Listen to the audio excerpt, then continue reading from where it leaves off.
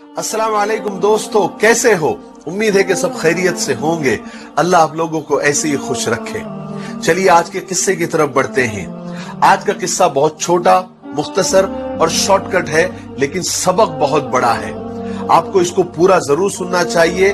मैं गारंटी से कहता हूं आपका एक सेकंड भी जाया नहीं होगा। अगर आपको अच्छा लगे तो अपने दोस्तों में और अपनों में इसको शेयर जरूर करना। किस्सा यह है कि सुल्तान महमूद गजनवी रहमतुल्लाह अलैह के पास एक शिकारी आया। उसके हाथ में एक चकोर था। चकोर एक परिंदे का नाम है जिसका फोटो आप देख रहे हैं। जिसका एक पांव नहीं था, वो लंगड़ा चकोर था। सुल्तान ने जब उसको देखा तो सुल्तान को वो चकोर बहुत पसंद आया।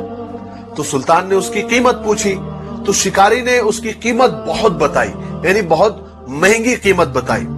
सुल्तान हैरान हुआ और शिकारी से कहा कि भाई ये तो लंगड़ा है, इसका एक पांव भी नहीं है, इसमें ऐब है, तुम इसकी इतनी कीमत क्यों बता रहे हो, इसको इतना महंगा क्यों बता रहे हो?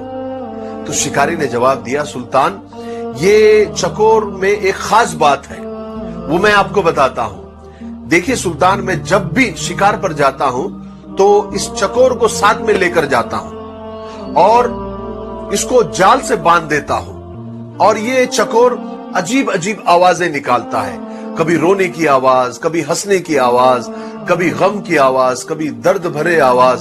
तो इसकी आवाजें सुनकर ये अपने साथी चकोरों को बुलाता है, अपने कौम के चकोरों को बुलाता है और इसकी अलग अलग आवाजें सुनकर बहुत सारे चकोर इसके पास आ जाते हैं और जाल में फंस जाते हैं। और फिर मैं उन चकोरों को पकड़ लेता हूं, उनको बेचता हूं।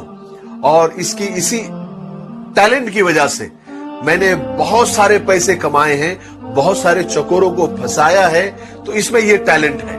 जब सुल्तान ने यह बात सुनी तो मुंह मांगी कीमत देकर उस चकोर को खरीद लिया। और जैसे ही खरीदा, ऑन द स्पॉट वहीं पर उस चकोर को जुबाह कर दिया, उसके टुकड़े टुकड़े कर दिए। सब लोग हैरान, दरबारी हैरान, शिकारी हैरान। शिकारी ने हैरत से पूछा कि सुल्तान, आपने इतनी महंगी कीमत देकर, मुंह मांगी कीमत देकर इस चकोर को खरीदा और उसको जुबाह कर दिया, उसके टुकड़े टुकड़े कर दिए, क्यों? तो सुल्तान ने उस वक्त बड़े तारीखी जुमले कहे जो हम सबको याद होने चाहिए, जिंदगी भर याद रखने चाहिए। सुल्तान ने कहा, जो दूसरों की दलाली के लिए अपनों से गद्दारी करता है उसका यही अंजाम होना चाहिए, उसको जुबाह कर देना चाहिए, उसको कत्ल कर देना चाहिए। उसका जिंदा रहने का उसको हक नहीं है। उसका जिंदा रहना अपनों के लिए और अपनी कौम के लिए वबाले जान है।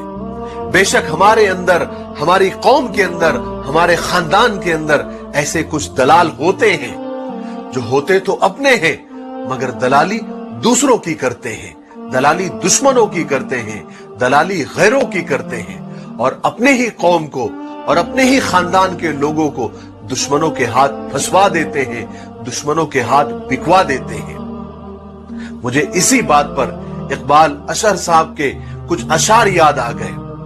वो फरमाते हैं कि सिमट के रह गए माजी के दास्तानों तक, हुदूद जात से आगे निकलने वाले लोग। सितम तो ये है कि हमारी सफों में शामिल है, चिराग बुझते ही खीमा बदलने वाले लोग। हमारे दौर का फिरौन डूबता ही नहीं, हमारे दौर का फिरौन डूबता ही नहीं, कहां गए पानी पर चलने वाले लोग। अल्लाह हमारी कौम के दलालों से और हमारे खानदान के दलालों से हम सब की हिफाजत फरमाए। मुझे दुआओं में याद रखें। अस्सलाम वालेकुम।